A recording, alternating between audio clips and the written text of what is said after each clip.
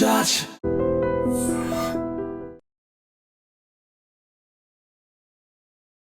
Welcome to I dream. నా పేరు లుంబిని.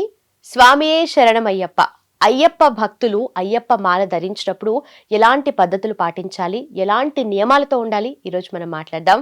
మనతో పాటు ఉన్నారు డాక్టర్ బ్రహ్మశ్రీ భార్గవ శర్మ గారు. ఆయనతో మాట్లాడదాం. గురుగారు నమస్కారం, ఎలా ఉన్నారు? నమస్కారం అమ్మా, ఐఎమ్ గుడ్. మీరందరూ ఎలా ఉన్నారు? చాలా బాగున్నాము. మీరు చక్కగా మాల వేసుకొని కనిపిస్తున్నారు. ముఖ్యంగా ఇలా అయ్యప్ప మాల వేసుకున్నప్పుడు చాలా డౌట్లు ఉంటాయి మైండ్లో. సో దాని గురించి వాళ్ళు మిమ్మల్ని అడుగుదామని అనుకుంటున్నాను. అంటే నాకు డౌట్ వచ్చిందమ్మా. చెప్పండి. అయ్యప్ప మాల వేసుకున్నప్పుడే డౌట్లు ఉంటాయా, ఆ డౌట్లు ఎప్పుడు ఉంటాయా అనేది డౌట్ అంటే వచ్చింది. చూసినప్పుడల్లా చాలా డౌట్లు వస్తూ ఉంటాయి. అంటే ఎంత నిష్టగా ఎలా ఉండగలుగుతారు వీళ్ళు అని చెప్పేసి. అయితే ముందుగా ఎవరైనా సరే పాటించాల్సిన నియమాలు ఏంటి? మాల వేసుకునే వాళ్ళు పాటించవలసిన నియమాలు, ప్రతి ఒక్కళ్ళు పాటించవలసిన నియమాలు. నలుపు వస్త్రాలు ధారణ చేయడం మొట్టమొదటి నియమం. దానికన్నా ముఖ్యమైనది కఠినమైనటువంటి బ్రహ్మచర్య దీక్ష. మండలకాలం. మళ్ళీ మండలకాలం అనేటప్పటికి అక్కడ మళ్ళీ 2 కాంట్రవర్షన్స్ ఉంటాయి. ఆ కాంట్రవర్షన్స్ గురించి మనం తర్వాత మాట్లాడదాం. మండలము అని అంటే సామాన్యంగా అందరూ 41 రోజులు అనుకుంటూ ఉంటారు. ఆ 41 రోజులనే మనము కొలతగా లెక్కలోకి తీసుకున్న ఆ మండలకాలము కఠినమైనటువంటి బ్రహ్మచర్య దీక్ష. అంటే మనస వాచ కర్మణ, ఆలోచనల ప్రకారము కానీ మాటల ప్రకారము కానీ చేసే పనులలో కానీ ఈ బ్రహ్మచర్య దీక్షకి ఎటువంటి విఘాతము కలగకుండా చూసుకోవాలి. ఒంటి పూట భోజనం, ఒకటే పూట భోజనం. భోజనము అంటే ఏంటి? అన్నం తినటమా, ఏదన్నా భుజించటమా? భుజించేదాన్ని భోజనము అంటారు, అన్నం కాదు. అంటే అన్ని రకాల పదార్థాలు వేసుకొని అన్నం తింటే అది భోజనం, సంపూర్ణ భోజనం కిందికే వస్తుంది. కానీ ఏది భుజించినా భోజనమే. కాబట్టి ఒకటే పూట భుజించాలి. ఇంకేవో అనారోగ్యాలు ఉన్నాయనో ఇంకోటనో ఒకటే పూట తింటున్నాం కదా అని పొద్దున్నే టిఫిన్ చేయటం, మళ్ళీ సాయంత్రం టిఫిన్ చేయటం, ఇవన్నీ కూడా ప్రస్తుతం నడుస్తూ ఉన్నాయి, అందరూ వ్యవహరిస్తూ ఉన్నారు. కానీ అది పద్ధతి కాదు. ఒకటే పూట భోజనము, 2 పూటల చన్నీటి స్నానము. మనము ఆదిశంకరాచార్యుల వారు చెప్పినటువంటి పద్ధతి ఏదైతే ఉందో దాన్ని పాటించాలి. అనునిత్యము కూడా, కేవలం మాల వేసుకున్నప్పుడే కాదు, అనునిత్యము కూడా. ఆ పద్ధతి ఏంటి అని అంటే, ప్రతి మనిషి మనస్సులోనూ కూడా పరమాత్ముడు ఉంటాడు. ఆ ఆత్మలో, జీవాత్మలో పరమాత్ముడు ఉంటాడు. ఆ పరమాత్ముడిని దర్శనం చేసుకోవాలి. అందుకనే ప్రతి వ్యక్తిని కూడా స్వామి శరణం అని అనుకుంటూ ఆ వ్యక్తిలో ఆ అయ్యప్పని చూస్తూ ఉండాలి. కానీ ఆ వ్యక్తిని కాదు, ఆ వ్యక్తిలో ఉన్నటువంటి శక్తిని చూస్తూ ఉండాలి. ప్రతి స్త్రీని కూడా తల్లితో సమానంగా భావించి మాత అని పిలవాలి. ఇలా మన వైదిక పద్ధతులు ఏవైతే ఉంటాయో అనంటే, మన సనాతనమైనటువంటి పద్ధతులు, స్నానం చేయటము, పూజ చేసుకోవటము, తెల్లవారుజామునే నిద్ర లేవటము, సాయంత్రం కూడా అస్తసంధ్య వేళ పడుకోకపోవటము, ఇంకొకళ్ళకి పెట్టి వాళ్ళ కడుపు నిండా తిన్న తర్వాత మనము తినటము, మళ్ళీనేమో శుచిగా శుభ్రంగా ఉండటము, ప్రతి ఒక్క స్త్రీని, ప్రతి ఒక్క వ్యక్తిని కూడా పరమాత్ముడితో సమానంగా భావించటము, 2 పూటలా కూడా పూజ చేసుకోవటము, కటిక నేల మీద నిద్రపోవటము, చలికి వేడికి అన్నింటికీ కూడా తట్టుకునేటట్టుగా మన శరీరాన్ని మార్చుకోవటము, చెప్పులు వేసుకోకుండా నడవటం మూలంగా ఆరోగ్యాన్ని పెంపొందించుకోవటము. చెప్పులు వేసుకోకుండా నడవటం మూలంగా ఆరోగ్యం ఎలా పెరుగుతుంది అంటే, ఇప్పుడు కాస్త బొడిపెలు, ముళ్ళ లాంటి ఏవో మ్యాట్స్ వేసుకొని దాని మీద నడుస్తూ ఉంటారు, ఆక్యుప్రెషర్ ట్రీట్మెంట్ అని. అది మా ఒట్టి నేల మీద నడిచినా అలాగే ఉంటుంది కదమ్మా. అలాంటి ఆక్యుప్రెషర్, దాన్ని ఆక్యుపంచర్ అని కూడా అంటారు, ఆక్యుప్రెషర్ ట్రీట్మెంట్ని ఇంప్లిమెంట్ చేసుకుంటూ ఒక కుటుంబము, మన ప్రధానమంత్రి గారు చెప్పినట్టుగా ప్రపంచం అంతా ఒకే కుటుంబం అన్నట్టుగా మనం అందరము కూడా ఒక కుటుంబ సభ్యులము. ఒకళ్ళకొకళ్ళు మనం ఆధారంగా నిలబడాలి. ఒకళ్ళ కడుపు నిండిన తర్వాతే మనం కడుపు నింపుకోవాలి. వాళ్ళకి సేవ చేయాలి. పరమాత్ముడి యొక్క భక్తిని పెంచాలి. ఈ పద్ధతులన్నీ ఏవైతే మన సనాతనములో ఉన్నాయో అవన్నీ కూడా ప్రతి హిందువు ప్రతిరోజు ఆచరించవలసిందే.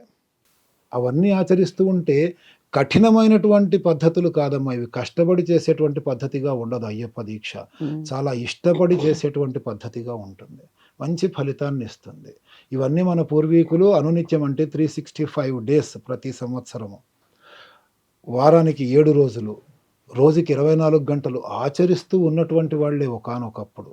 ఇప్పుడు దాన్ని కనీసం మండల కాలమైనా ఆచరించాలి అనేటువంటిది విధానంగా ఏర్పాటు చేసుకొని, ఆ సనాతన ధర్మం అనేటువంటిది మాయమైపోకుండా పరిరక్షణ ఏదైతే జరుగుతుందో, అందులో ప్రధానమైన భూమికని ఈ యొక్క అయ్యప్ప దీక్ష, అయ్యప్ప మాల అనేటువంటి ఈ వ్యవహారము, ఈ యొక్క పద్ధతిని పాటిస్తున్నటువంటి వాళ్ళు ఎంతమందైతే భక్తులున్నారో, వాళ్ళందరూ సనాతన ధర్మాన్ని నిలబెట్టేటువంటి విధానంలో ప్రధానమైనటువంటి భూమికని పోషిస్తున్నారు అనడంలో ఎటువంటి సందేహము కూడా లేదు.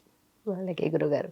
అలాగే చన్నీటి స్నానం గురించి అన్నారు కదా! అవునమ్మా. ముఖ్యంగా రోజు స్టార్ట్ అయ్యేదే ఆ చన్నీటి స్నానంతో స్టార్ట్ అవుతుంది. కానీ ఏజ్డ్ వాళ్ళు చేయలేరు, ఇబ్బంది పడుతూ ఉంటారు కదా! అలాంటి వాళ్ళకి ఏదైనా ఎగ్జెంప్షన్ ఉంటుందంటారా? అనారోగ్యంతో వయస్సు పైబడినటువంటి వాళ్ళు ఆహ్, అంటే 50, 60 పైన వయస్సు పడినట్టు అలా ఉన్నటువంటి వాళ్ళు, వాళ్ళకి ఎక్సెప్షన్స్ ఉంటాయి. చన్నీటి స్నానం అనేది బ్రహ్మచర్యాన్ని నిలబెట్టడం కోసమే గానీ వేరే తీరుగా కాదు. హ్మ్. కాబట్టి 60 ఏళ్ల వయసు పైబడినటువంటి ఆడవాళ్ళు, వృద్ధులు వాళ్ళు 365 రోజులు దాదాపుగా బ్రహ్మచర్యాన్ని పాటిస్తూనే ఉంటారు. వాళ్ళకి తెలుసో తెలియకో. కాబట్టి వాళ్ళకి ఎగ్జెప్షన్స్ తీసుకోవచ్చమ్మా మనం. ఓకే. అందులో తప్పేమీ లేదు. అయితే ఈ వ్రత దీక్షలో అన్నిటికన్నా చాలా కష్టమైన నియమం అంటే ఏం చెప్తారు మీరు? బ్రహ్మచర్యం అమ్మా. ఎందుకనంటే 41 రోజులు కఠినంగా మాటలతో కానీ, ఆలోచనలతో కానీ, మనసుకి అది కళ్ళాలు లేని గుర్రం లాంటిది. అలాంటి ఆ గుర్రానికి కళ్ళెం వేసి ఆపాలి. ఆలోచనల్ని కూడా కంట్రోల్ చేయాలి. మాటల్ని మాత్రమే కాదు.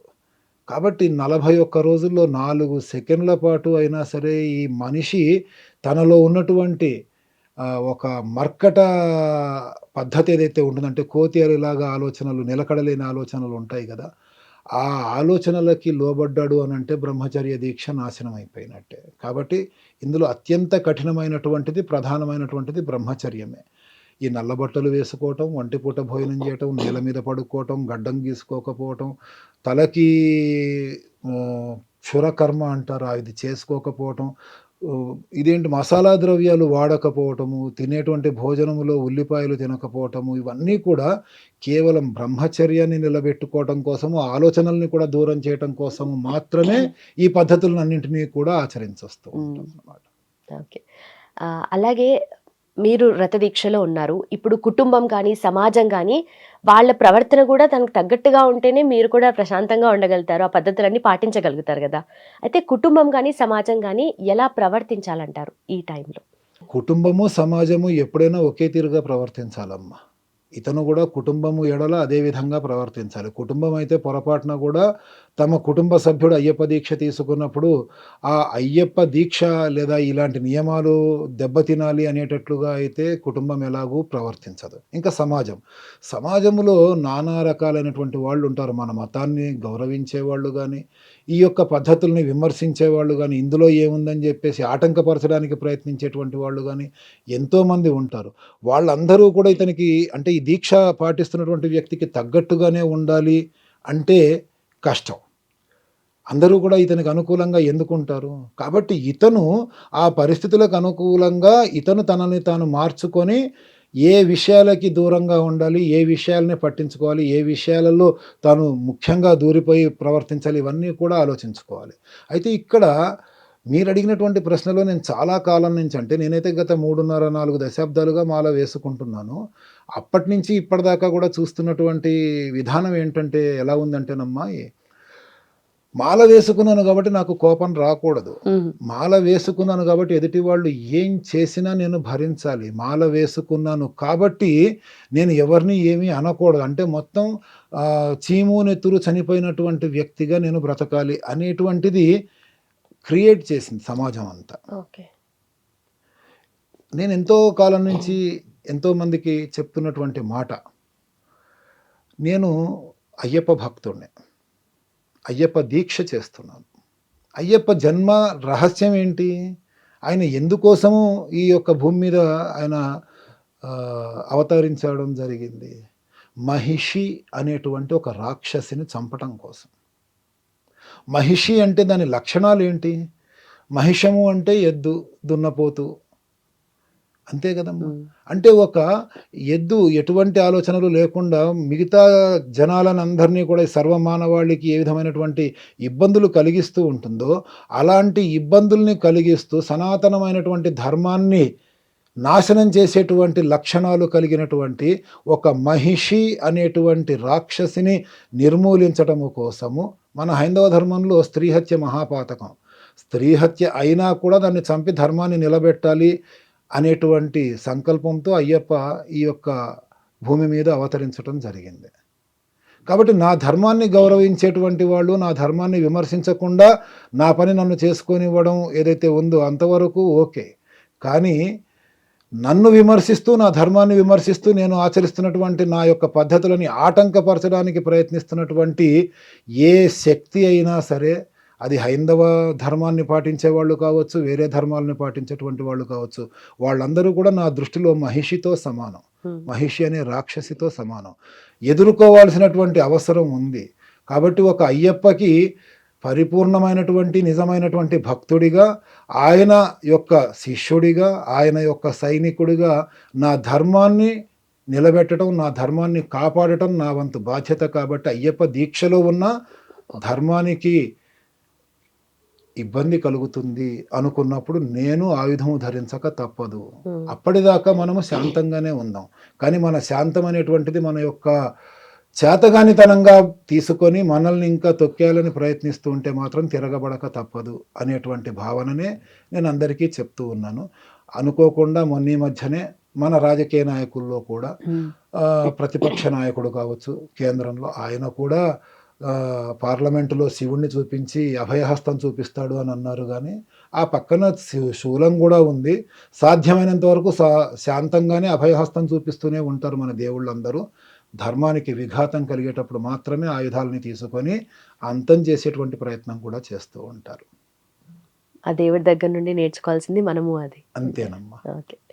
అలాగే ఈ రీసెంట్గా అంటే కొన్ని నెలల క్రితము ఒక సినిమా హీరో, ఆయన తరచూ మాల వేసుకుంటూ ఉంటారు. పేరు చెప్పాలంటే రామ్ చరణ్.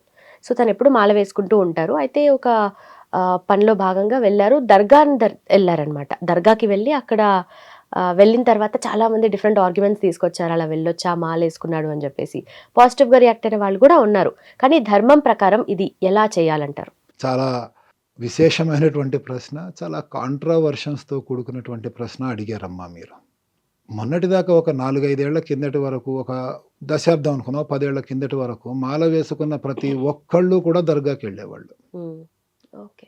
వాళ్ళు మొదటిసారి మాల వేసుకున్న వాళ్ళు కావచ్చు, 20 సార్లు వేసుకున్న వాళ్ళు కావచ్చు, 30 సార్లు వేసుకున్న వాళ్ళు కావచ్చు, ఒక దర్గాకి వెళ్ళి అక్కడ కొబ్బరికాయలు దొర్లించి అక్కడ పూజ చేసి అక్కడి నుంచి బయలుదేరి శబరిమలకి వెళ్ళేవారు. ఆ దర్గా ఎరుమేలి అనేటువంటి ప్రాంతంలో ఉండేది. అక్కడి నుంచే స్వామివారికి నడక దారి మొదలవుతుంది. వావర్ అనేటువంటి దర్గా. ఆ దర్గాకి వెళ్ళేవాళ్ళు, తెలియక వెళ్ళేవాళ్ళు. తెలియక చేసింది తప్పు కాదు. ఆయన వెళ్ళారు అనడానికి, ఎందుకు వెళ్ళారు, అది వెళ్ళడం తప్ప ఒప్ప అనే దాని గురించి మరో నిమిషంలో మాట్లాడుకుందాం. కానీ ఈ లోపల ఎరిమేలి అనేటువంటి ప్రాంతంలో ఉన్నటువంటి దర్గాకి వెళ్ళిన వాళ్ళందరూ తప్పు చేసినట్టేనా?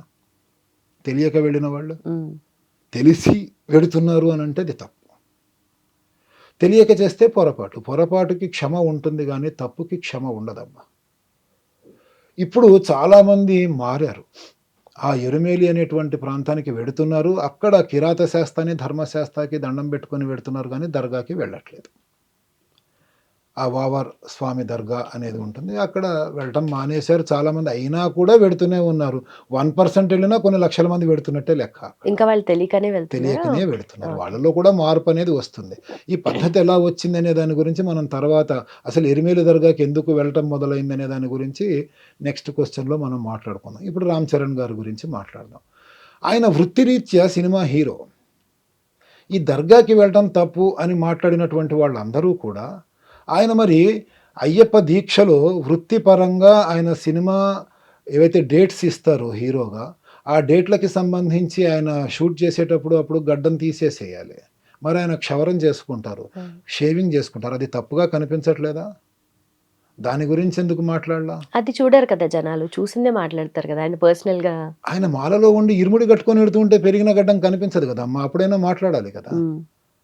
కానీ ఆయన ఎంత నిష్టగా ఈ దీక్ష చేస్తున్నారు. అనేటువంటిది మనము ఆలోచించాలి. ఒక ఎస్ఐ గారు ఒకానొకప్పుడు చాలా ఏళ్ల కిందట మాల వేసుకున్నారు. క్రైమ్‌లో ఉండేవారు నా దగ్గరే. మాల వేసుకున్నారు. ఆయన డ్యూటీలో ఉండగా ఎల్బీ నగర్ చౌరస్తాలో అప్పట్లో మందకృష్ణ మాదిగ గారు ధర్నా ఏదో చేస్తే అప్పుడు కాంగ్రెస్ ప్రభుత్వమే ఉండేది. ఇంకా తెలంగాణ, ఈ ఆంధ్రప్రదేశ్ విడిపోక ముందనమాట. ఓకే. రాజశేఖర్ రెడ్డి గారు లేరు అప్పటికి. ఖచ్చితంగా అక్కడ లాఠీ చార్జ్ చేయాల్సినటువంటి ఆర్డర్స్ వచ్చాయి. ఈయన మాలలో ఉన్నారు. లాఠీ చార్జ్ చేయాలంటే యూనిఫామ్ ఏసుకోవాలి. ఓకే. యూనిఫామ్ లేకుండా లాఠీ చార్జ్ చేయడం అనేది తప్పుట. మరి నాకు తెలీదు రూల్స్. అప్పుడు ఆయన, హ్మ్. స్వామి ఏం చెయ్యాలి అన్నారు. వేసుకోండి, మాల వేసుకున్నాను కదా! నేను ఇప్పుడు యూనిఫామ్ ఏసుకొని షూస్ ఏసుకోవడం ఎలాగా అంటే, అది మీ యొక్క బాధ్యత, మీ యొక్క ధర్మం, మీ యొక్క వృత్తి. వృత్తిపరంగా మీరు చేయండి, తప్పు లేదు అని చెప్పాను. హ్మ్. ఆయన యూనిఫామ్ ఏసుకున్నారు, షూస్ ఏసుకున్నారు, లాఠీ చార్జ్‌లో పాల్గొన్నారు. ఆ తర్వాత ప్రమోషన్ మీద ఎళ్లారు. ప్రస్తుతం యాదగిరిగుట్ట, యాదాద్రి, భువనగిరి యాదాద్రిలో మంచి పోస్ట్‌లో ఉన్నారు. అంతా బాగుంది. ఆయనకి ఉన్నటువంటి చిన్న చిన్న ఇబ్బందులు గూడా ఆ తర్వాత పోయినాయి. అంటే హ్మ్. స్వామి అర్థం చేసుకుంటారు. ఈయన వాంటెడ్‌లీ చేస్తున్నారా? లేపోతే ఇంకో రకంగా చేస్తున్నారా అని. అలాగే ఇంకొక సినిమా నటుడు ఒకాయన ఉండేవారు. ఆయన నన్నడిగారు, "స్వామి నేనిప్పుడు షూట్ చేయాలంటే గడ్డం గీసుకోవాలి ఎలాగా?" అంటే, "చేయండి, తప్పేమీ లేదని" జెప్పాను. అలాగే ఆయన గూడా తర్వాత మంచి మంచి పొజిషన్‌లోకి వెళ్ళారు. వాళ్ళు గడ్డం గీసుకోవడం తప్పు కాదు. కానీ తెలియక ఒక దర్గాలోకి వెడితే తప్ప.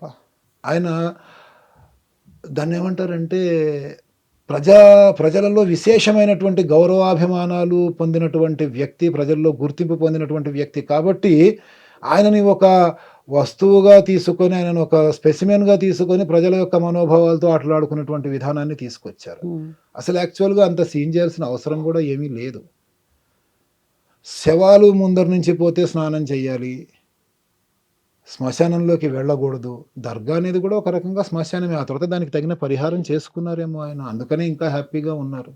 మనం మాత్రం ఇరుముడి కట్టుకొని వెళ్ళేటప్పుడు మనం ప్రయాణం చేసేటువంటి రైలు శ్మశానాల మధ్యలోంచి వెళ్ళట్లేదా? మనం వెళ్ళేటువంటి హ్మ్. ఫ్లైట్ శ్మశానాల మీద నుంచి వెళ్ళట్లేదా? మనం వెళ్ళే రోడ్డు ఏదైతే ఉందో దాని పక్కన, ఆ పక్కన, ఈ పక్కన శ్మశానాలు లేవా? అప్పుడు లేని తప్పు ఇప్పుడెందుకొస్తుంది? ముఖ్యంగా మనస్ఫూర్తిగా ఏం చేస్తున్నాము అనేది చాలా ముఖ్యం అమ్మా.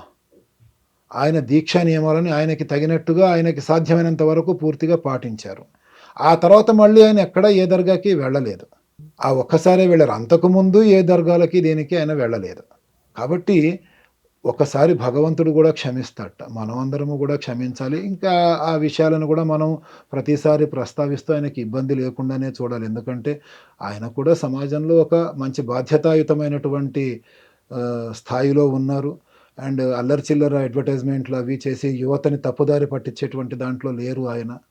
ఆయన వాళ్ళ బాబాయి, వాళ్ళ నాన్నగారి దారిలోనే ఆయన ఉన్నారు. కాబట్టి వారిని మనం ప్రమోట్ చేయాలి ఇంకా. హ్మ్. ఆయనని మనం ఉత్తేజపరచాలి, ముందుకు పంపించాలి. కానీ మీలాంటి పండితులే ఏం పర్వాలేదు, తప్పు, ఒప్పు అని కాదు గానీ తెలియక చేశారు కాబట్టి అని మాట్లాడుతున్నారు. బట్ బయట సగం సగం తెలిసిన వాళ్ళు అంటే తెలిసి తెలియక ఉన్న వాళ్ళు ఎక్కువ మాట్లాడేస్తూ ఉంటారు. వాళ్ళ ఆర్గ్యుమెంట్ ఏదో ఇదే నిజమన్నట్టుగా అలాంటి మాటలొస్తూ ఉంటాయి. అది వాళ్ళకి తెలిసి తెలియక అని మనం అనలేమమ్మా. బహుశా అందులో మాట్లాడిన వాళ్ళలో గూడా పూర్తిగా తెలిసిన వాళ్ళు ఉండొచ్చు. వాళ్ళు సగం నాలెడ్జ్ అని కూడా అనలేము. పూర్తి నాలెడ్జి కలిగిన వాళ్ళు ఉంటారు. హ్మ్. కాకపోతే ఎవరి ఆలోచన వాళ్ళది. పుర్రెకో బుద్ధి, జిహ్వకో రుచి అంటారు. కాకపోతే నేననేదేంటంటే, ఆయన మాత్రమే తప్పు చేశాడని ఆయనని తప్పు పట్టడం ఎందుకు? అలా తప్పు పట్టిన వాళ్ళందరూ కూడా తమ శిష్యులు ఎరుమేలిలో దర్గాకి పోతూ ఉంటే ఎందుకు ఆపలేకపోతున్నారు? వాళ్ళని వాళ్ళు క్వెషన్ జేసుకోవాలంతే. ఆ సైడ్ కూడా ఉంది. అది గూడా హ్మ్. గుర్తించాలంటారు. ఓకే. అలాగే ఇందాక చెప్పారు గదా! పోలీస్ ఆఫీసర్ ఆయన వృత్తిరీత్యా ప్యాంట్, షర్ట్ ఏసుకోవాల్సొచ్చింది. పోలీస్ యూనిఫార్మ్ వేసుకోవాల్సొచ్చింది. కొంతమంది మాలలో ఉన్నప్పుడు గూడా మీలా మాలలో ఉన్నవాళ్ళు షర్ట్ వేసుకొని కింద పంచ కట్టుకుంటారు కొంతమంది. కొంతమంది ప్యాంట్ వేసుకుంటూ ఉంటారు. అంటే ప్యాంట్ ఏసుకోవడం తప్పా అనే క్వెషన్ గూడా రైజ్ అవుతుంది గదా! సో, దాని గురించి ఏం జెప్తారు మీరు? అసలు అయ్యప్ప దీక్షలు అనేవి మొదలైనప్పుడు గాని, మన సనాతన ధర్మం స్టార్ట్ అయినప్పుడు గాని, ప్యాంటు అనేటువంటి సంస్కృతి లేదు. షర్ట్ అనేటువంటి సంస్కృతి. అంగవస్త్రము, ధోవతి, లుంగీ, ఏకవస్త్రం ఒకటే వస్త్రం పైన కప్పుకోవడం, ఒక వస్త్రాన్నే కట్టుకోవటం అలాగే ఉండేది. ఆ తర్వాత మనం జీవన విధానంలో మార్పులొచ్చి, ఈ షర్ట్ వేసుకోవటం, ప్యాంట్ వేసుకోవటం అనేటువంటిది వచ్చింది. కాబట్టి వృత్తిపరంగా బయట తిరిగేటప్పుడు చాలామందికి లుంగీ గాని, ధోతి గాని అలవాటుండదు. అందులోని ఇప్పుడున్నటువంటి బళ్ళు ఏవైతే టూ వీలర్స్ ఉన్నాయో వాటి మీద కూర్చోవడానికి కూడా ఇబ్బంది అవుతుంది. కాబట్టి వృత్తిపరంగా వాళ్ళు బయట ఎలా తిరిగినా పూజ చేసేటప్పుడు, భోజనం చేసేటప్పుడు, గుళ్ళల్లోకి వెళ్ళేటప్పుడు సాంప్రదాయమైనటువంటి దుస్తుల్ని ధరించి వెడితే మంచిది. మన జీవనశైలి, జీవన విధానం ఏదైతే మారుతూ వచ్చిందో, ఆ మార్పుకు అనుగుణంగా మనము దుస్తుల ఎంపికలో తప్పేమీ లేదు కానీ, నలుపు రంగు దుస్తులనే ధరించాలి. కాషాయం రంగు దుస్తులు అనేటువంటివి అయ్యప్ప దీక్షకి పనికిరావు. ఉమ్. నలుపు, నీలము ఇవే ధరించాలి. ఓకే. అలాగే భోజనం గురించి మాట్లాడితే కొంతమంది సాయిబాబా గుడిలో అన్నప్రసాదం పెడుతూ ఉంటారు కదా! థర్స్‌డే. అప్పుడు వెళ్తూ ఉంటారు కదా! అయ్యప్ప దీక్షలో ఉన్న వాళ్ళు ఎళ్లి ఆ ప్రసాదాన్ని తినొచ్చా లేదా అనేది కూడా ఒక క్వెషన్. ఇప్పుడు నేను ఏ సమాధానం చెప్పినా, ఆ సమాధానంలోంచి ఓ ప్రశ్నను బయటికి తీస్తున్నారమ్మా. I appreciate you. భోజనం అనగానే ఇలా అంటున్నారు. సాయిబాబా గుడిలో నాకు తెలిసినంత వరకు సాయిబాబా మఠము అందాం. గుడి కాదు.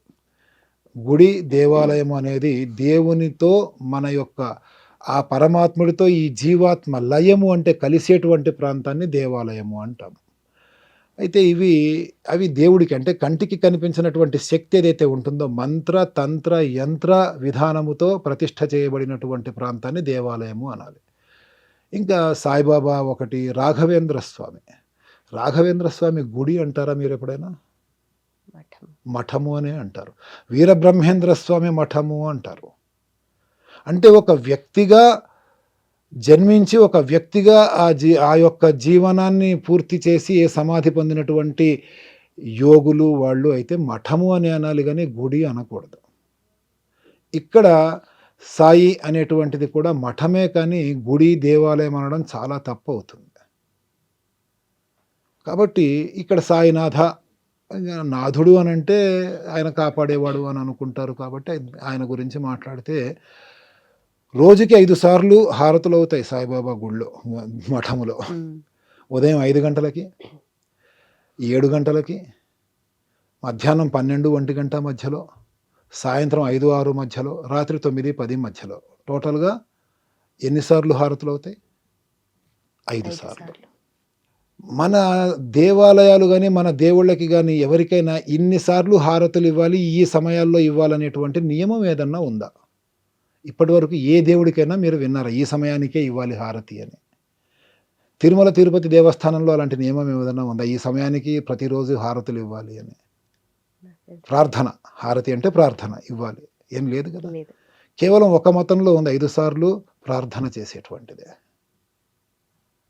ప్రార్థన అంటే మళ్ళీ జనాలందరూ తిరగబడతారేమోనని హారతి అని పేరు మార్చారు. ఈ సమయాల్ని ఆ సమయాల్ని బేరీజు వేసుకొని చూడండి ఏమ్మా. అయితే ఇక్కడ ఎవరి నమ్మకం వాళ్ళది, ఎవరి నమ్మకాల్ని నేను కాదనట్లా. మీరు అడిగినటువంటి ప్రశ్నకి స్ట్రైట్ ఫార్వర్డ్గా ఆన్సర్ చెప్తున్నాను. ఆ గుళ్ళో మధ్యాహ్నం భోజనంలో కానీ, రాత్రి సేజాహారతి అంటూ చేస్తారు ఆ సమయంలో కానీ, సాయంత్రం కానీ వీళ్ళు మాలలేసుకున్న వాళ్ళు వచ్చారు, లేకపోతే వీళ్ళు ఇంకేదో దీక్షలు చేసేవాళ్ళు వచ్చారు అనేటువంటి ఉద్దేశంతో ఉల్లిపాయలు, వెల్లుల్లిపాయలు ఇవన్నీ వాడడం మానేస్తున్నారా? ఖచ్చితంగా రాత్రి 9 గంటలకో 10 గంటలకో చేసేటువంటి సేజాహారతికి ఉల్లిపాయ, బంగాళాదుంప కలిపిన కూరను, మళ్ళీనేమో దానికి ఒక చపాతీని నైవేద్యం పెట్టాల్సిందే. దాన్ని స్వాములకి పెట్టాలా? స్వాములు ఏంటి, వాళ్ళు ఉల్లిపాయ తినకూడదుగా, వెల్లుల్లిపాయ తినకూడదుగా. అంటే ఆయనకి ఆ దర్గా అనుకోండి, లేకపోతే మఠం అనుకోండి, సమాధి అనుకోండి, అక్కడ ఆయనకి నైవేద్యం పెట్టినది ఏదైనా తినేయొచ్చునా? ఏదైనా తినేయొచ్చు అంటే మరి ఇంకా అక్కడ నాన్ వెజ్, ఎగ్ అవి కూడా నైవేద్యం పెట్టారనుకోండి, తినేస్తారా? కాబట్టి మన సాత్వికమైన ఆహారాన్ని ఎక్కడైతే మడిగా వండి మనకి అందిస్తున్నారో అక్కడ మనము స్వాములు భోజనం చేయవచ్చును.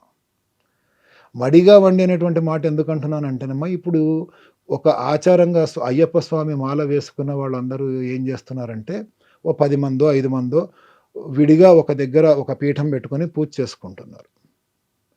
ఇంట్లోంచి విడిగా వెళ్ళిపోయి ఏ అపార్ట్మెంట్లోనో, ఫ్లాట్లోనో, లేకపోతే ఇంకో ఇల్లు ఏదో తీసుకొని అందులో వాళ్ళు ఒకళ్ళొకళ్ళు తోడుగా ఉంటూ చేసుకుంటున్నారు. వాళ్ళు ఏం చేస్తున్నారంటే వీళ్ళు రెగ్యులర్గా తినేటువంటి కంచాలు కానీ, రెగ్యులర్గా వండుకునేటువంటి గిన్నెలు కానీ తెచ్చుకోవట్లా. అయ్యప్ప దీక్షలో వండుకోవడానికి వేరే గిన్నెలు, వేరే కంచాలు వాడుతున్నారు, వేరే విస్తరాకులు వాడుతున్నారు. ఎందుకండి అని అంటే ఈ దీక్షలో మనం ఇంట్లో అవి ఇవి అన్నీ వండుకున్నటువంటి గిన్నెలు, ఇంకేవేవో తిన్న కంచాలు ఉంటాయి, అందులో ఇవి ఎందుకు తినాలి అనేటువంటి ఆలోచన వాళ్ళ చాలా సబబైనటువంటి ఆలోచన. కాబట్టి కొత్త గిన్నెలు కేవలం అయ్యప్ప దీక్షలో వండుకోవడానికి మాత్రమే ఈ 5 మంది చేసేటువంటి దీక్షకి ఆ సన్నిధానానికి గిన్నెలు తెచ్చుకుంటారు. ప్రతిరోజు విస్తరాకులు తెచ్చుకుంటారు. కానీ అదే అయ్యప్ప పడి పూజలు చేసినప్పుడు ఒక టెంట్ హౌస్ నుంచి గిన్నెలు పట్టుకొస్తారు. పెద్ద పెద్ద డేగిసాలు. అందులో మన బోనాల పండుగలకి వండినటువంటివి ఉంటాయి, క్రిస్మస్‌కి వండినటువంటివి ఉంటాయి, రంజాన్‌కి వండినటువంటివి ఉంటాయి. అన్ని మతాల వాళ్ళు తీసుకెళ్ళి వండుతారు. అన్నీ వండుతారు. అవును. మరి ఆ గిన్నెల్లో వండినవి అయ్యప్పకి పెట్టొచ్చునా? ఆ గిన్నెల్లో వండిన మిగతా స్వాములందరికీ పెట్టొచ్చునా? వీళ్ళు మాత్రం ప్రతిరోజు ఫ్రే మ సా సాధ్యమైనంత వరకు ఏవి వండనటువంటి గిన్నెల్లోనే వండుకోవాలి, విస్తరాకుల్లోనే తినాలి.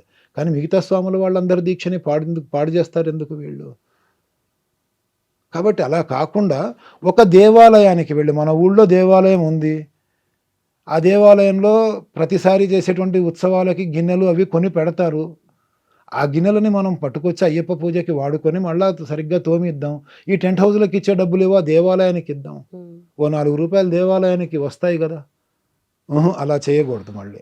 ఎందుకంటే ఓ ₹4 బిల్లు ఎక్కువవుతుంది అక్కడ. ఇలాంటి పోకడలు చూస్తున్నాను.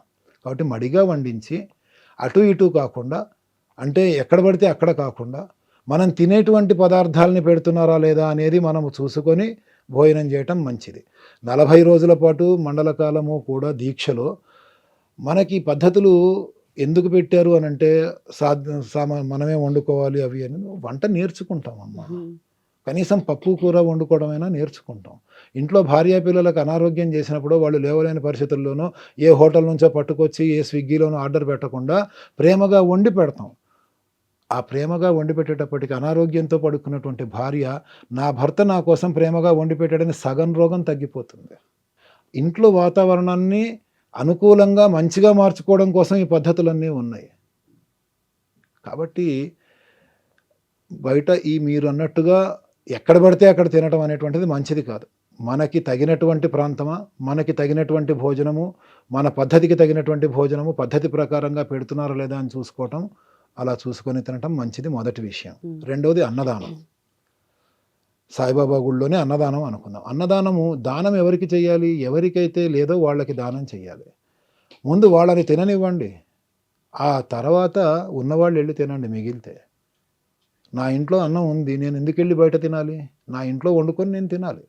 అన్నంకి ఎవరైతే కష్టపడుతున్నారో, పిడికెడు బియ్యానికి పిడికెడు మెతుకులు లేక ఇబ్బంది పడుతున్నారో వాళ్ళ కోసం చేసేది దానం అమ్మ. వాళ్ళని వాళ్ళు తినడం కోసం చేసేదే దానం. కానీ ఎవరు పడితే వాళ్ళు వెళ్ళి తింటే అది దానం ఎందుకు అవుతుంది?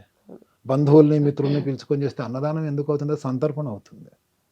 కాబట్టి అన్నదానాల్లో స్వాములు వెళ్ళి తినడం అనేటువంటిది పద్ధతి కాదు. వీలైనంత వరకు పడి పూజలకు అటెండ్ అవ్వండి. గురుస్వాములతోనే మాట్లాడండి. ఆ గురుస్వాములతోని మీ యొక్క సమస్యలు, మీ యొక్క సందేహాలు తెలియజేసుకోండి. ఆ సందేహాలకి నివృత్తి సమాధానాలు తెలుసుకోండి గురుస్వాముల మూలంగా. అయ్యప్ప పూజ చేసే విధానం ఏంటి, ఆచమనం చేసే విధానం ఏంటి, అసలు అయ్యప్ప శరణఘోష ఏంటి, కాస్త ఒక గంట సేపు ఆ పూజలో పాల్గొని ఆ తర్వాత భోజనం చేస్తే పిలిచిన వాళ్ళకి సంతోషం స్వాములు వచ్చారని, తిన్నవాళ్ళకి సంతోషం ఇక్కడ నైవేద్యం పెట్టారు నా అయ్యప్పకి నేను తిన్నానని. అంతేనే కానీ పూజకి వెళ్ళడానికి కూడా బద్ధకం వేసి సరిగ్గా టైంకి బెల్లు కొట్టగానే జైల్లో ప్లేట్ పట్టుకొని నుంచున్నట్టుగా ఎక్కడ పడితే అక్కడ గుళ్ళల్లో అన్నదానాలకి వెళ్ళిపోవటం అది విధానం కాదు. అలాగే గురుగారు, మీరు మాలలో ఉన్నారు కదా, ఎలాంటి భోజనం తీసుకుంటారు? అలాగే క్రమశిక్షణ అంటూ పాటిస్తారు కదా, అందరూ అలాంటి క్రమశిక్షణే పాటించాలని కోరుకుంటారు కదా, మీరు ఎలాంటి క్రమశిక్షణ పాటిస్తారు? మీ జీవనశైలి ఎలా ఉంటుంది? ఉదయం పొద్దున్నే 3ంటికే లేస్తాను. అయ్యప్ప దీక్షలో ఉన్నానని కాదు, ప్రతిరోజు 3ంటికే నిద్ర లేస్తాను. ఎందుకంటే నా దేవతార్చన, నా సంధ్యావందనం అవన్నీ కావాలి కాబట్టి. స్పెషల్గా నేను అయ్యప్ప దీక్షలోనే లేవాలనేది ఏమీ లేదు. మీరు 3:30కి ఫోన్ చేయండి, నేను ఫోన్ లిఫ్ట్ చేస్తాను. ఇల్లు శుభ్రం చేసుకుంటాను నేనే. దాదాపుగా 55, 56 ఏళ్ల వయసులో కూడా గంటల తరబడి నేను కింద బాసిం పట్టి కూర్చోగలుగుతాను. ఎటువంటి అలసట లేకుండా నడవగలుగుతాను. ఎందుకంటే నా జీవన విధానము, జీవనశైలి ఆ విధంగా ఉన్నాయి కాబట్టి. లేచిన తర్వాత మొత్తం బయట వాకింగ్ చేయాల్సిన అవసరం ఏమీ లేదు. నా దేవుడి గది, నా హాలు అవన్నీ నేనే శుభ్రం చేసుకొని, నేనే తుడుచుకొని, దేవుడి దగ్గరంతా శుభ్రం చేసుకొని, నేను పూజ మొదలెట్టేటప్పటికి పొద్దున్న బ్రహ్మముహూర్తం అవుతుంది. 5, 5:15 అవుతుంది. అనుష్ఠానం ఉంటే అది చేసుకొని సూర్యోదయం సమయంలో సంధ్యావందనం చేసుకుంటాను. సూర్యుడు ఉదయించకముందు సంధ్యావందనం చేసుకోకూడదు. సూర్యోదయం సమయంలోనే చేసుకోవాలి. అంతకన్నా ముందు ఏమన్నా మంత్రజపాలు అవి ఉంటే అనుష్ఠానము అవి చేసుకోవాలి, అర్చనలు అవి చేసుకొని. ఆ తర్వాత కొద్దిగా దేవుడికి నైవేద్యం పెట్టినటువంటి పండు ఏదో తింటాను. ఆ తర్వాత నా కోసం వచ్చేటువంటి జనాలతోనే మాట్లాడతాను. ఎందుకంటే నేను ఇదివరకు ఉద్యోగం చేసేవాడిని. ప్రస్తుతం నాదంతా కూడా జ్యోతిష్య భాగం. హ్మ్. యాస్ట్రాలజీ. యాస్ట్రాలజీలో డాక్టరేట్ తీసుకున్నాను. వాస్తులో డాక్టరేట్ తీసుకున్నాను. అంటే నేను నా భార్య పిల్లల్ని పోషించాలి కాబట్టి అది నా వృత్తి. నా ఆఫీస్‌లో నేను కూర్చుంటాను. వచ్చేవాళ్ళు వస్తారు. మధ్యాహ్నం 12 గంటలకి వెడతాను. నా భార్య వంట చేస్తుంది. ఆ వంట నైవేద్యం పెడతాను. 1 గంటకి భోజనం చేస్తాను. నేను కేవలం మా ఇంట్లోనే కాదు, నాతోనే పడి పూజలు చేయించిన వాళ్ళెవ్వరైనా సరే, సరిగ్గా 1 గంటకి నేను నైవేద్యం పెట్టి వచ్చిన స్వాములందరికీ భోజనం పెట్టిస్తాను తప్ప 4 గంటల దాకా, 3 గంటల దాకా నేను చేయించను. హ్మ్. సమయం అది. భోజనం చేసే సమయం అది. ఆ సమయానికి అందరికీ భోజనం పెట్టించేస్తాను. భోజనం అయిన తర్వాత కాసేపు మళ్ళీ ఏదన్నా పుస్తకం ఏదో చదువుకుంటాను. మళ్ళా సాయంత్రం 4కి జాతకాలు రాసుకునేది ఏదన్నా ఉంటే అవన్నీ రాసేసుకొని 4, 4:30కి లేచి కాసేపు అటు ఇటు తిరిగి మా ఇంట్లో 2 జీవాలున్నాయి. భైరవ, భైరవి. వాటిని కాసేపు అటు ఇటు తిప్పి మళ్ళీ ఇంట్లోకొచ్చి ఊడ్చుకొని స్నానం చేసి సంధ్యావందనం చేసుకొని అయ్యప్ప పూజ చేసుకుంటాను. నా కోసం వచ్చే స్వాములతోని తర్వాత మాట్లాడతాను. హ్మ్. ఆ తర్వాత మళ్ళీ హ్యాపీగా 9 అయ్యేటప్పటికి అల్పాహారం చేసి నిద్రపోతాను. నేల మీదే నిద్రపోతాను. 365 రోజులు కూడా దాదాపుగా నా పద్ధతి ఇంతే. ఇదమ్మా నా జీవన విధానం. ఆ! ఓకే. అలాగే ఎవరైనా సరే జపించాల్సిన మంత్రాలేంటి ఈ సమయంలో? స్వామియే శరణం అయ్యప్ప అనేటువంటిదే పరమ పవిత్రమైనటువంటి మహామంత్రము. శరణు ఘోష మాత్రమే మహామంత్రము. ఏ ఉపదేశాలు లేకుండా చేసుకోగలిగినటువంటి మంత్రాలు, జపం చేసుకోగలిగినటువంటి మంత్రాలు శివ పంచాక్షరి, నారాయణ అష్టాక్షరి, స్వామియే శరణం అయ్యప్ప అనుకోవటము, శ్రీమాత్రే నమః అంటూ అమ్మవారిని తలుచుకోవటము, ఇవన్నీ నామాలు అనుకుంటున్నారా? ఇవన్నీ మహామంత్రాలు. శివుని యొక్క పంచాక్షరి నమ శివాయ అనేటువంటి ఈ 5 అక్షరాలు కూడా 5 మహాపాశుపత అస్త్రాల్లాగా పనిచేస్తాయి. నారాయణాయ నమః, నమో నారాయణాయ నమః అనేటువంటి 8 అక్షరాల మంత్రము కూడా అద్భుతమైనటువంటిది. మిగతా మంత్రాలు ఏవైతే ఉంటాయో అవి గురువుగారు మనకి ఉపదేశిస్తేనే మనం చేయాలి. ఇవి ఉపదేశం లేకుండా చేయాలి. మనం మన దేవుణ్ణి మనం తలుచుకోవటంలో తప్పు లేదు. అదే మహామంత్రం. ఓంకారం అనేటువంటి ప్రణవ స్వరూపాన్ని మించినటువంటి నాదం ఇంకోటి ఏదన్నా ఉందా?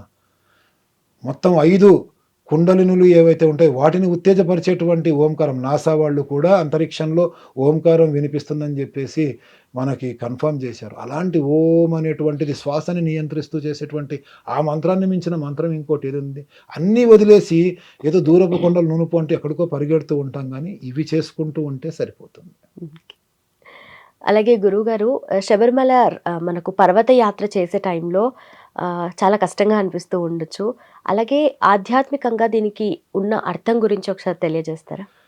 ఆధ్యాత్మికంగానూ ఉంది, శాస్త్రీయ పరంగానూ ఉంది. ఆధ్యాత్మికంగా అనేటప్పటికీ అయ్యప్ప స్వామి నడయాడినటువంటి ప్రాంతం అది. ఆ హరిహర తనయుడైనటువంటి అయ్యప్ప స్వామి ఇటు ఎరుమేలు నుంచి అటు శబరిమల వరకు తాను విద్యాభ్యాసం చేయటం కానీ, తన స్నేహితులతో అక్కడ ఉన్నటువంటి దుర్మార్గులని శిక్షించటం కానీ, ఆ అడవులలోకి వెళ్ళి పులిపాలు తీసుకురమ్మంటే పులుల మందనే తీసుకొచ్చినటువంటి ఘనత అయ్యప్ప స్వామిది. ఆయన తిరిగిన ప్రాంతము, అంతేకాకుండా కేరళ అనేటువంటిది ఆయుర్వేద వైద్యానికి చాలా పెట్టినటువంటి పేరు. కేరళ ఆయుర్వేద శాస్త్రం అనేటువంటిది చాలా పెట్టినటువంటి పేరు. ఆయుర్వేద వన మూలికలన్నీ కూడా దట్టమైన అడవుల్లో ఉంటాయి. ఆ అడవుల గుండా వెడుతూ ఉంటే ఆ ఆయుర్వేద మూలికల మీద నుంచి వస్తున్నటువంటి గాలి మనల్ని ఎంతో తెలియని రోగాలన్నింటినీ కూడా పోగొడుతుంది. ఆ ఆయుర్వేద మూలికలని కలుపుకుంటూ వాటి పాదాల దగ్గర నుంచి ప్రవహిస్తూ వస్తున్నటువంటి పంపా నది, అందులో స్నానం చేసేటప్పటికి అనేక రకాలైనటువంటి రుగ్మతలు మనకి దూరం అవుతాయి. శబరిమల అనేటప్పటికి 5 కొండలు. చాలామందికి 5 కొండల పేర్లు కూడా తెలియవు. ఎరుమల, కరిమల, మళ్ళీనేమో నీలిమల, శబరిమల. ఎన్నైనాయి? 4 అయినాయి. ఇక్కడే ఆగిపోతారు. 5వ కొండ పేరుని పంచగిరుల వాసుడా అని మళ్ళీ ఆయనని పిలుస్తాం కానీ 5వది కాంతమల. మనం కాంతిమల దాకా వెళ్ళట్లేదు. కాంతిమలలో అజ్ఞానుల కంటపడని విధంగా స్వామి వేంచేసి ఉన్నారు. అందుకే ఆయనని గురు అంటారు. గురు అంటే ఏంటి?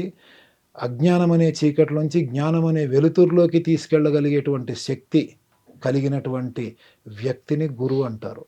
గుకారస్త్వంధకారస్య రుకారోతన్ నిరోధక. మన మనసులో ఉన్నటువంటి అంధకారాన్ని తొలగించి వెలుతురుతో నింపేటువంటి శక్తిని గురువు అంటారు. అందుకే ఆ అయ్యప్పని మనం అందరం కూడా గురువన్ గురువే అనేటువంటి పేరుతో పిలుస్తూ ఉంటాం. ఆ స్వామి దర్శనం చేసుకుంటే ఈ 18 సంవత్సరాలలోనూ 18 సార్లు యాత్ర చేసి 18 మెట్లని ఎక్కుతూ ఉంటే ఒక్కొక్క సంవత్సరం ఒక్కొక్క దుర్గుణాన్ని వదులుకుంటూ కామ, క్రోధ, లోభ, మోహ, మద, మాత్సర్యాలు అనేటువంటి అరిషడ్ వర్గాలకి 6 సంవత్సరాలు.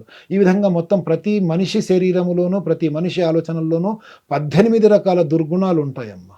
ఆ దుర్గుణాలు కలిగాయంటే వాడు పశువుతో సమానం. వీడు మనిషా పశువా అంటూ ఉంటాం మనం. పశు ప్రవృత్తితో ఉంటాడు. అలాంటి పశువు అనగానే మనకి గుర్తొచ్చేది ఏంటి? పశువు అని దేన్ని అంటారు?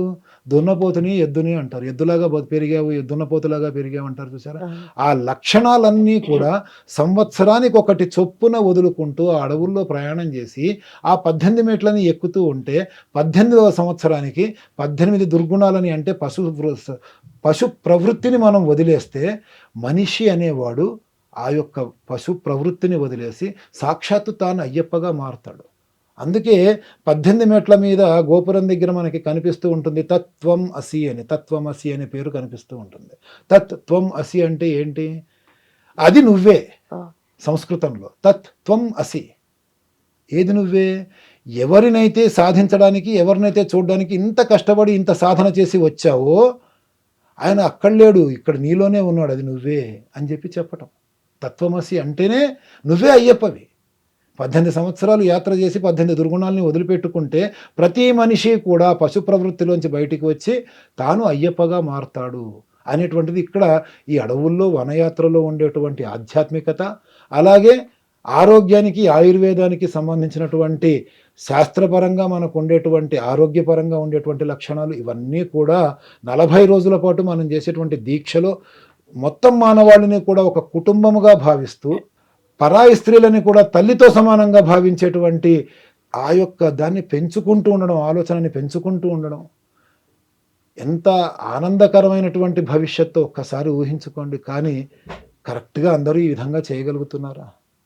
ఎందుకోసం మాల వేసుకుంటున్నాము, మన ప్రయాణం ఎంతవరకు వెళ్ళాలనేటువంటిది మాల వేసుకున్న తర్వాత మర్చిపోయి ప్రజల కోసం మాల వేసుకున్నాము అన్నట్టుగాను, ఎదుటి వాళ్ళ కోసం మాల వేసుకున్నాము, మనం మాల వేసుకోకపోతే ఎదుటివాడికి నష్టం వస్తుంది, మనం దీక్ష చేయకపోతే ఎదుటివాడు నాశనం అయిపోతాడు, మనం బాగానే ఉంటాం అన్నట్టుగా మన వాళ్ళు ప్రవర్తించడం అనేది ఈ రోజుల్లో చూస్తున్నాం. మాల వేసుకుంటే నేనే అయ్యప్పని అనేటువంటి అహంభావంతో ఉండకూడదు. నేను కూడా నీతో పాటు అయ్యప్పనే. నువ్వు దేవుడివి, నీతో పాటు నేను దేవుడినే. నాలో ఉన్నది కూడా దైవత్వమే. నేను నిన్ను గౌరవిస్తాను, నువ్వు నన్ను గౌరవించు. నీకు నేను సేవ చేస్తాను, నువ్వు నాకు సేవ చేసుకుంటూ నువ్వు కూడా మాల వేసుకోకపోయినా భగవంతుడిలాగానే భావించు అనేటువంటి ఒక మంచి పద్ధతిని జనాలలో మనం ప్రచారం చేయాల్సింది పోయి నేనే అయ్యప్పని, నేనున్నాను కాబట్టే వీళ్ళందరూ మాలలు వేసుకున్నారంటే ఒక అహంకారానికి వెళ్ళేటువంటి స్థితికి చేరుకుంటుంది ఈ రోజుల్లో.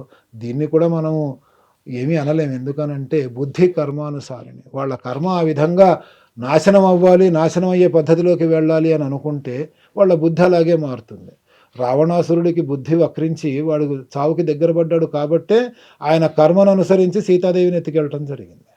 కాబట్టి బుద్ధి కర్మ అనుసరణ, మన బుద్ధి మన కర్మను అనుసరించి మారుతూ ఉంటుంది, అంతే. అలాగే మీరన్నట్టుగా కొంతమంది ఎవరో చెప్పారనో లేదంటే వేరే వాళ్ళ కోసం మాల వేసుకుంటూ ఉంటారు. చెడు అలవాట్లు ఉన్న వాళ్ళు దాని నుండి కొంచెం దూరంగా ఉంటారు అన్నట్టుగా కూడా మాల వేస్తూ ఉంటారు వాళ్ళతో కొంతమంది ఇంట్లో వాళ్ళు. వాళ్ళు మళ్ళీ మాలలో ఉన్నప్పుడు సరే చెప్పారనో చేస్తూ ఉంటారు, తర్వాత మళ్ళీ యథావిధిగా అలాగే చేస్తూ ఉంటారు. అలాంటి వాళ్ళ కోసం మీరేం చెప్తారు? దేవుడి పేరుని అడ్డం పెట్టుకొని నా చెడు అలవాట్ల నుంచి బయటికి వెళ్ళాలి అని అనుకోవటం ఒక అజ్ఞానం. అసలు నేను చెడుదారిలోకి వెళ్ళకూడదు అని చెప్పి నిర్ణయించుకుంటే ఏ దేవుడి పేరు ఉపయోగించుకోక్కర్లేదు. మనలో శక్తి మనల్ని ముందుకు నడిపిస్తుంది, ఆత్మశక్తి. కాబట్టి మనం ఏం చేయాలనేది గట్టిగా నిర్ణయించుకున్నాము అని అంటే సరిపోతుంది. అంతేగాని మన దేవుళ్ళ పేర్లని బదనాం చేసే విధంగా మనం ప్రవర్తించకూడదు అనేటువంటిది ప్రతి ఒక్క హిందూ బంధువునికి కూడా నేను, అది అతని స్వార్థం కోసం కావచ్చు, పరమార్థం కోసం కావచ్చు, అయ్యప్ప అనేటువంటిది అయితే ముఖ్యంగా నమ్ముకోమని చెప్పి చెప్తున్నాను. కానీ అయ్యప్ప అనే పేరుని అమ్ముకోమని మాత్రం నేను ఎప్పుడూ సజెషన్స్ చేయను. కాబట్టి మన దేవుళ్ళని, మహాశక్తివంతులైనటువంటి మన దేవుళ్ళని దేవుళ్ళుగా ఉంచండి. ఆ దేవుళ్ళ యొక్క పేరుతో ఆటలు ఆడుకోకండి. హిందువుగా మనం చేయగలిగినటువంటి మొట్టమొదటి పని ఇదే. చాలా సులువైనటువంటి పని కూడా. దేవుడి పేరు అడ్డం పెట్టుకోవాల్సిన అవసరం లేదు. మన దేవుడిని మనం బద్నాం చేయాల్సిన అవసరం లేదు. అలాగే ఈ వ్రత దీక్ష వల్ల యువత నేర్చుకోవాల్సిందేంటి, తెలుసుకోవాల్సిందేంటి ముఖ్యమైన విషయాలు? యువత, సమాజంలో ఉండేటువంటి ప్రతి వ్యక్తి కూడా ఈ వ్రతమే కాదు, ప్రతి వ్రతములో కూడా మన హైందవ ధర్మంలో ఉండేటువంటి పద్ధతి ప్రధానంగా ఉన్నది ఏంటి అనంటే, మొత్తం ఈ విశ్వమంతా ఒక కుటుంబము. బోనాల పండుగ అయినా సరే, అక్కడి నుంచి మొదలెట్టి దసరా పండుగల వరకు, దీపావళి పండుగల వరకు దేని నుంచి మనం నేర్చుకోవాల్సి వచ్చినా, ఈ నియమాలు నేర్చుకోవాల్సి వచ్చినా, సత్యనారాయణ స్వామి వ్రతం దగ్గర నుంచి ఏ వ్రత నియమాలైనా సరే అందరము కలిసిమెలిసి ఉండవలసిందే. వర్ణాలు అనేది అంటే 4 వర్ణాలు అనేది బ్రతకడానికే కానీ విడదీయడానికి కాదు అనేటువంటి పద్ధతి మన శాస్త్రాల్లో ఉంది. కాబట్టి అందరము కలుపుకొని పోవాలి, కలిసి ఉండాలి. సత్యనారాయణ స్వామి వ్రతాన్ని కూడా చూడమ్మా, ఏమంటారు, ఆఖర్లో బంధుమిత్రులతో పాటు కూడి భోజనము చేసి బ్రాహ్మణులకి యథాశక్తి దక్షిణలు ఇచ్చి పంపించి ఫలితాన్ని పొందండి అంటున్నారు. కానీ బ్రాహ్మణులందరూ భోజనం చేయండి, కోమట్లందరూ భోజనం చేయండి, రాజులందరూ భోజనం చేయండి అని చెప్పి చెప్పట్లేదు కదా. ఆఖరికి గొల్లలు ఇచ్చారు అనేటువంటి ప్రసాదాన్ని కూడా నువ్వు తృణీకరించకుండా తినవలసిందే, రాజు అయినా సరే అనేటువంటిది కూడా ఆ కథలో చెప్తున్నారు.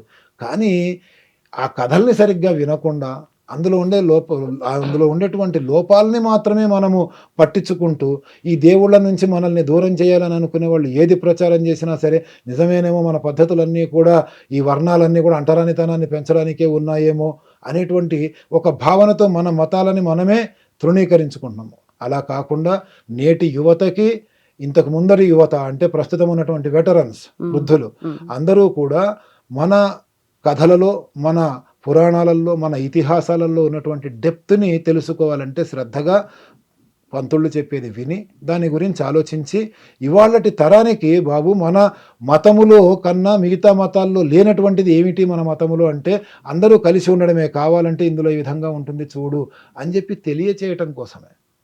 మానవుడైనటువంటి రాముడు దేవుడు ఎప్పుడయ్యాడు? రామాయణంలో మనకి ఒకే చిన్న పద్ధతిలో మనకి తెలియజేసేస్తున్నాడు. మానవుడు అవతారంలో ఉన్నటువంటి రాముడు దేవుడు ఎప్పుడయ్యాడు అని అంటే, గుహుడు అనేటువంటి ఒక బేస్తవాడితో పాటు తిరిగినప్పుడు, శబరి అని ఒక ఆటవికురాలితో పాటు ఆవిడ ఎంగిలి తిన్నప్పుడు దేవుడు అయ్యాడు. ఇది పురాణాల్లో రాశారు. దీన్ని ఎందుకు హైలైట్ చేయరు ఎందుకు జనాలు?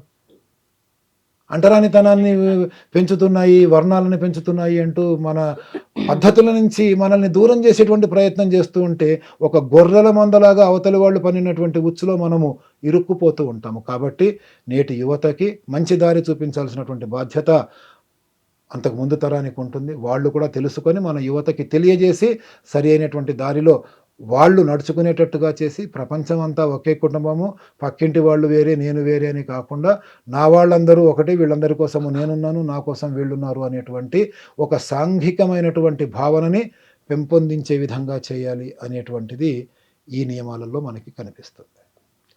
అలాగే గురుగారు, చివరిగా వ్రతం ముగిసిన తర్వాత కూడా పాటించాల్సిన నియమాలు, అలాగే పద్ధతులు కానీ, అండ్ దాని నుండి మనం నేర్చుకున్న తర్వాత జీవనశైలి అలాగే కంటిన్యూ చేయాలి అంటే ఏం చేయాలి? సంవత్సరానికి ఒక చెడు లక్షణాన్ని వదులుకోవాలి అనేటువంటి మాటని చెప్పాను నేను. ఆ వదులుకున్న లక్షణాన్ని మళ్ళీ తగిలించుకోకూడదు. దీక్ష అయిపోయిన వెంటనే దాన్ని పూర్తిగా వదిలేసి నెక్స్ట్ రెండోది ఏ విధంగా వదులుకోవాలి, రెండవ దుర్లక్షణాన్ని ఎలా వదులుకోవాలి అంటూ 18 సంవత్సరాల్లోనూ 18 దుర్లక్షణాలు వదులుకుంటాం కదా, వాటిని అలా వదిలేసేయాలి అంతే. మళ్ళీ వాటిని తగిలించుకోకుండా కోపాన్ని దూరం పెట్టుకొని ప్రతిదానికి ఆలోచిస్తూ, ఆలోచనని 10 మందితోనే పంచుకుంటూ, తాను ఆలోచించి తాను నిర్ణయించుకున్నటువంటి నిర్ణయాలు ఏవైతే మంచి నిర్ణయాలు ఉంటాయో వాటిని ఆచరింపచేస్తూ, తాను ఆచరిస్తూ ముందుకెళ్ళాలి. ఇక్కడ గురువు అనేటువంటి మాటకు అర్థం చెప్పుకున్నాం మనం. తొండ ముదిరితే ఊసరవేళ్ళు అయినట్టు గురువు ముదిరితే ఆచార్యుడు అవుతాడు. గురువు అంటే మనకి లెసన్స్ చెప్పేవాడు, ఆచార్యుడు అంటే ప్రాక్టికల్స్ చేయించేవాడు. లెసన్స్ 10th వరకు ఉంటాయి, ఇంటర్ నుంచి ప్రాక్టికల్స్ స్టార్ట్ అవుతాయి. ఇంటర్లో వచ్చేటువంటి ఆ లెక్చరర్ ఎవరైతే ఉంటాడో అతను పాఠం అలా మామూలుగా చెప్తాడు, కానీ తను చేసి ఈ విధంగా చేయాలని తన శిష్యులతోనే ఆచరింపజేస్తాడు, ఎలా చేయాలో నేర్పిస్తాడు. అతన్ని ఆచార్యుడు అంటారు. గురువు చెప్తాడు. ప్రతి ఒక్క గురువు కూడా ఆచార్యుడిగా మారి తన శిష్యులని గురువులుగా మార్చాలి. తర్వాత వాళ్ళు ఆచార్యులుగా అవుతారు. అప్పుడు ప్రపంచం మొత్తము వెలుతురుతో నిండిపోవడానికి ఒక సూర్యుడు అక్కర్లేదు. ప్రతి ఒక్కళ్ళు చిన్న చిన్న దీపాలు అయితే చాలు, ప్రపంచం అంతా వెలుతురుతో నిండిపోతుంది.